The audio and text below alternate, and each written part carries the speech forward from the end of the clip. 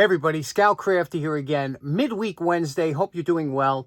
Real quick, a couple weeks ago we talked about the smoke detectors when I was changing or adding a gas detector down here, and a few people had noticed that I had an older detector when I was showing it, and they were thinking that that was the only one I had in my house or whatever the case may be, and they were saying, you need new ones. It turns out nothing could be further from the truth, as you know. I have a kind of a hoarding obsession with a lot of things. And when I used to be a scout leader and we used to do emergency preparedness merit badge, I used to give out smoke detectors to the scouts to install in their homes. And there was always leftovers. And so I have literally dozens of them around the house. So that's why I only change the batteries when they chirp, and I don't, I have new ones that are only a couple years old, and I have old ones that are, 15 or 20 years old. So I just wanted to talk real quick about smoke detectors real fast and the history like I would if I was talking to the scouts. So let's get right to it. Okay, now, although it seems like smoke detectors have been around forever, they're relatively a recent invention. Years ago, and I'll go into that later, we used to have heat detectors or fire detectors.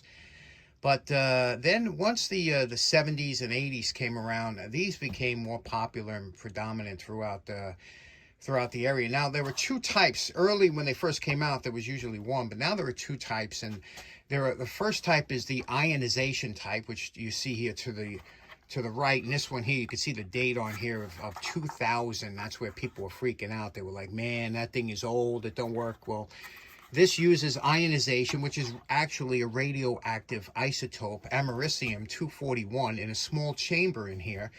And that radioactive isotope has a half-life of about 432 years. So I believe that this thing will outlast all of us. Okay, so you can chuck them every 10 years if you're, the money is free and easy going. But I'm telling you, these things work a long time.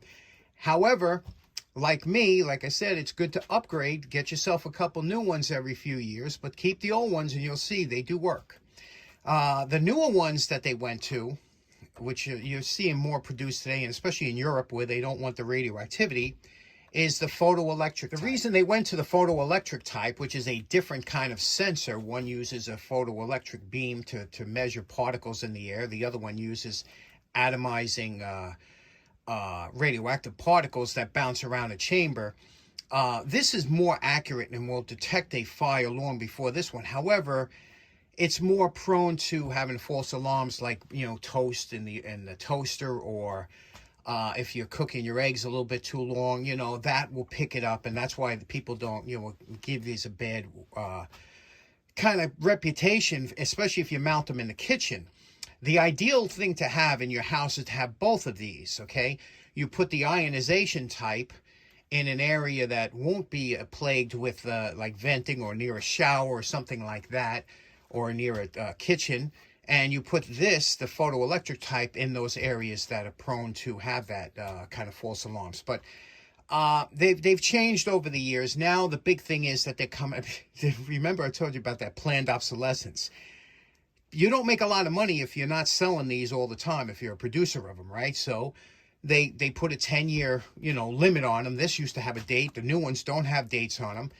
They put a 10-year time, and they hope that you'll change them over again. But what happens is the photoelectric ones, like this one here, you can see the newer ones, they don't have usually dates that are written on them. So you just figure it's an older one, you replace it.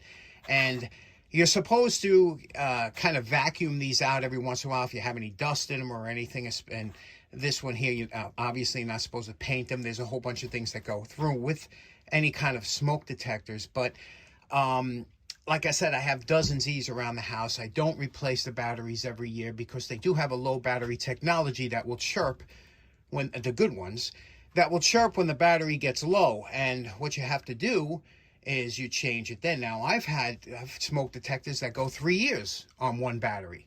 Now, you can make a 10-year, the big thing now is the 10-year detectors, you don't change any batteries, but you can make any detector a 10-year battery by putting in a lithium 9-volt battery. They'll last very long, and you won't have to change it every year if that's a problem for you. But the batteries too expensive. The detectors are getting cheaper, And because they're getting cheaper, I do believe that they won't last as long. Let me show you where these originated from. Now, years ago, before smoke detectors, they used to have heat and fire detectors, and also fire extinguishers, which I think is pretty interesting. I did a video on what they used to call fire grenades, which is a carbon tetrachloride in a glass vial that if the fire would reach a certain temperature, usually around 130 degrees, it would melt a fusible link, which is like a low temp solder, and a mousetrap-like contraption would break the glass vial and spilling that carbon tetrachloride all over, basically getting rid of the oxygen in the area and extinguishing the fire, which is very interesting, right? But a lot of these were fire alarms. Now, that's different than a smoke detector or a smoke alarm, because that'll tell you when there's a presence of smoke. These, it has to get real hot. Now, if when these older ones went off, you didn't have time to mess around. That meant that there were flames hitting this thing. You had to get out of Dodge. This here was a mechanical one. I showed this on the channel once before. It was wound up, mounted on a wall. You could see it had a bell. Here, if you can hear what it sounds like. It would ring, and when this got, you can test it with a hairdryer. You get this up to like 130 degrees, and this thing will ring off like a bell. Here's another one. This one here, I bought this actually to restore on the channel. Maybe we'll hit this today if we have time.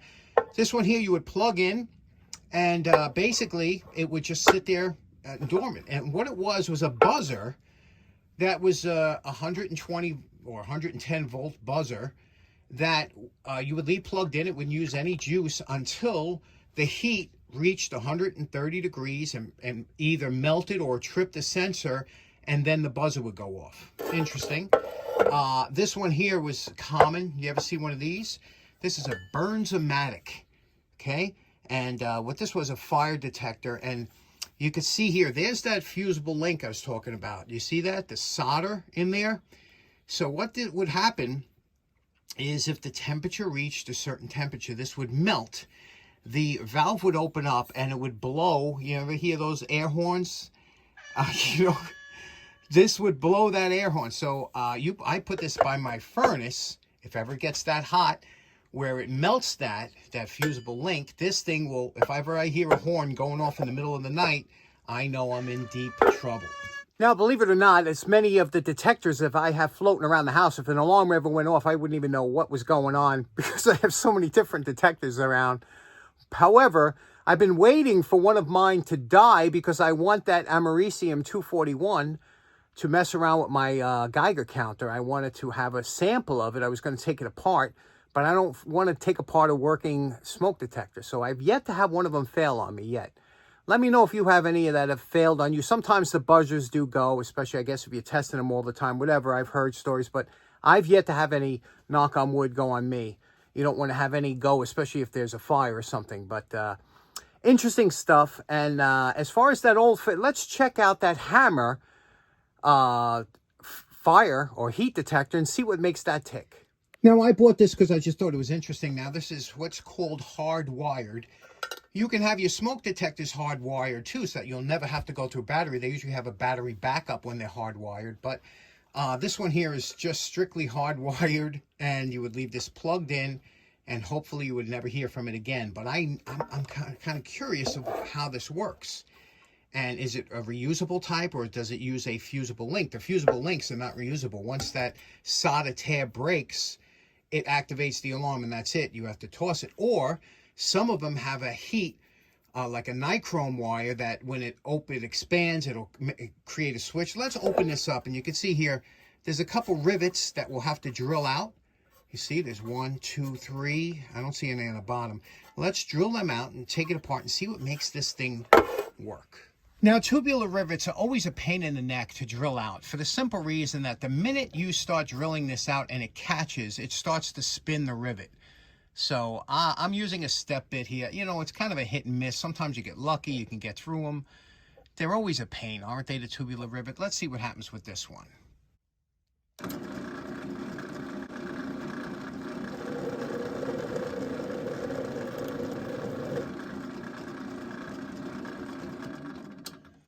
Okay, you can see we got lucky there because it just It just cut off the top, so we lucked out. Let's see if we get lucky on the second one over here.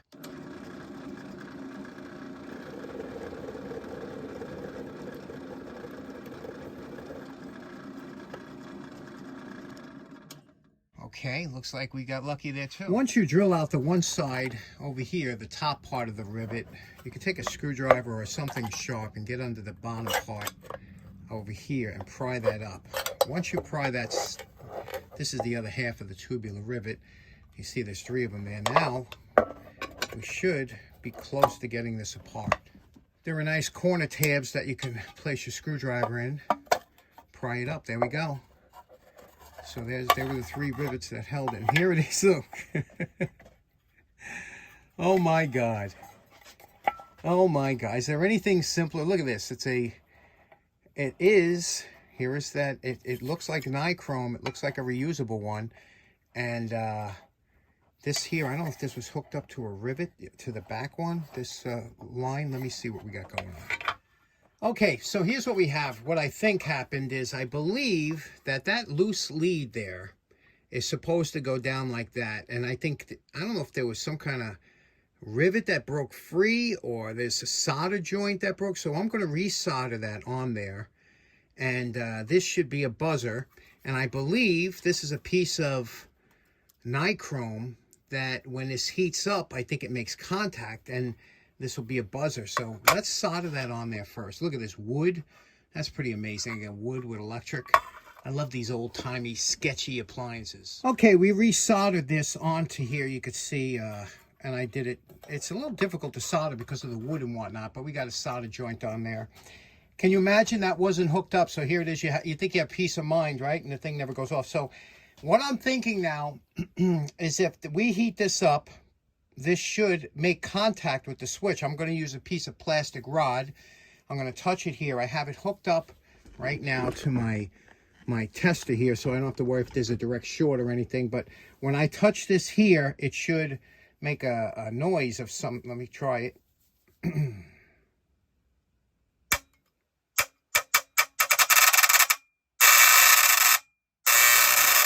There we go.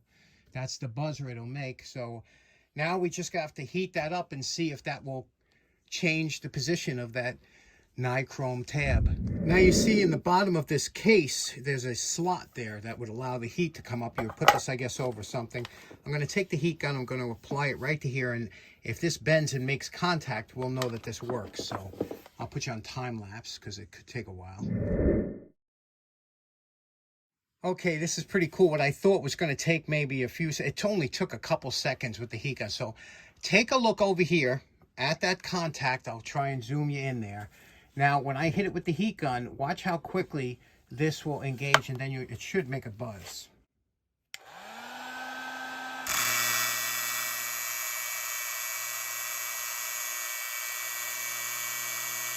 That is pretty exciting, to me anyway. That's pretty exciting to see how quickly that bent over that tab, made contact, and started this buzzer off. Now, I'd like to do a little bit of a cleanup on this thing. So what do you say? The cord is a little bit, needs cleaning. And first thing you have to do, I know this is going to sound crazy, especially since I just soldered this on there, but first thing we're going to do is we're going to cut this off, the cord here.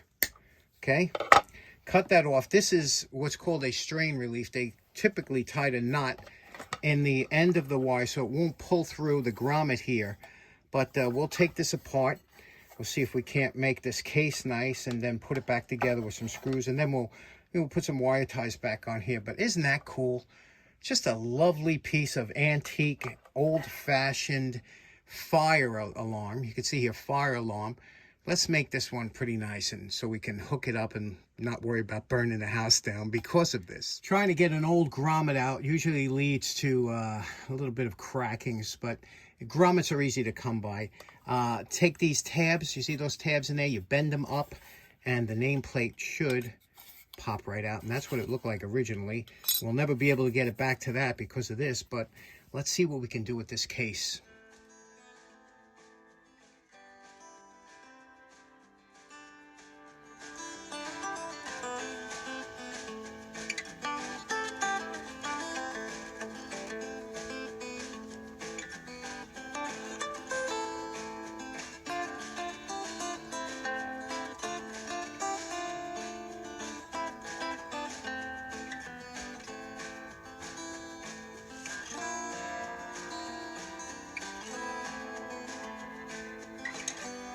Okay, so we removed the paint and we did it physically with the abrasive wheels and whatnot, and then we went to the, and you can see it's a nice finish on there, but what really would make it nice, maybe a little jeweling on there, huh? Especially if we do this tag up nice, you know what I mean?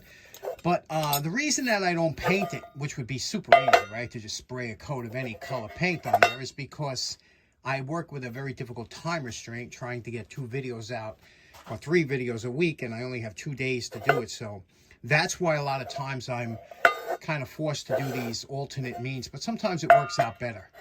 Pretty cool, right? So let's see what we can do now.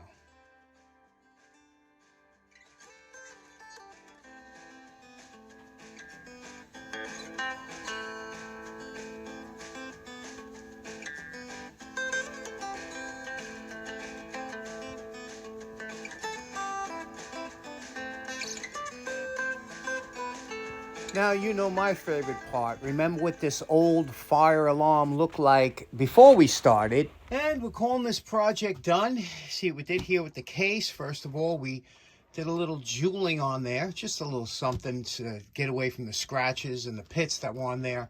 Looks nice, right? Also, clear coated it. It's got a heavy coated clear coat that I left on the furnace overnight, so it's nice and dry. New grommet, kept the same cord. I love to keep things original if I can. Cleaned everything up. Cord is good. Everything is soldered, heat shrinked, and it's ready to go. I just love this thing. Isn't this something? Let's plug it in and give it a test run. Okay, here's the heat gun. I have it adjusted pretty low, so it should go off relatively quickly.